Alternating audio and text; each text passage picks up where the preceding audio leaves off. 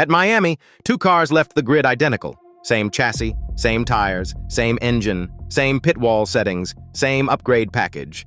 By the end of the race, one of them was nearly a second per lap faster than the other. This is not a tire story. This is not a setup story. This is the story of a 928 millisecond gap that has been widening, race by race, and an upgrade Mercedes is bringing to Canada that probably can't fix it. Here's the data the news isn't showing you. Chapter 1, the four-race pattern. Round 1, Australia. Antonelli's median race pace, 83.030 seconds.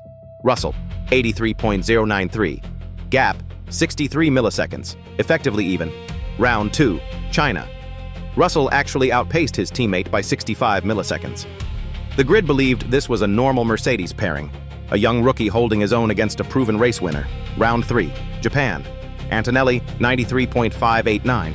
Russell, 94.191. The gap explodes to 602 milliseconds. Round 4, Miami. Antonelli, 92.558.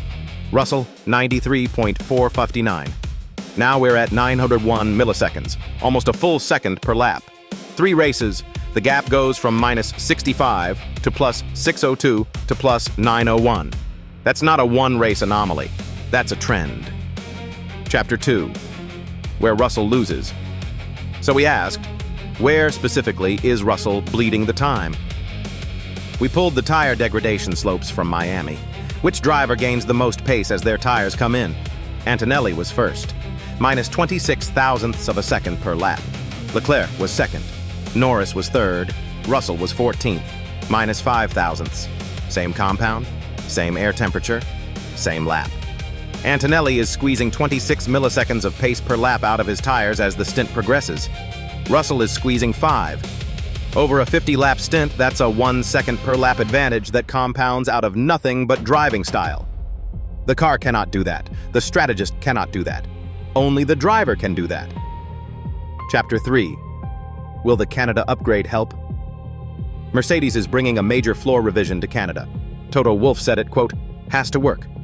Here's the problem. A floor upgrade gives the car more downforce. More downforce gives both drivers more grip. Both drivers feel it equally. If Antonelli is currently extracting 26 milliseconds per lap from tire wear, and Russell is extracting 5, and that gap comes from how each driver loads the front tires on entry, then a floor revision raises the floor for both of them. It does not change the gap between them. Mercedes' upgrade probably moves Russell from 901 milliseconds back to maybe 700 milliseconds back. Still 5th, still slower than both McLarens. Chapter 4. The Canada Test. Here is the data point to watch in Canada. If the intra-Mercedes qualifying gap on Saturday is under 200 milliseconds, Russell has found something. The trend has broken. Watch the championship. If the gap is anywhere north of 400 milliseconds, Antonelli has him mentally covered. The Russell title window is closing. This is no longer a question about Mercedes. It's a question about which Mercedes driver this car was built for. The data says it was built for the one who's already winning. The fastest Mercedes is already on the grid.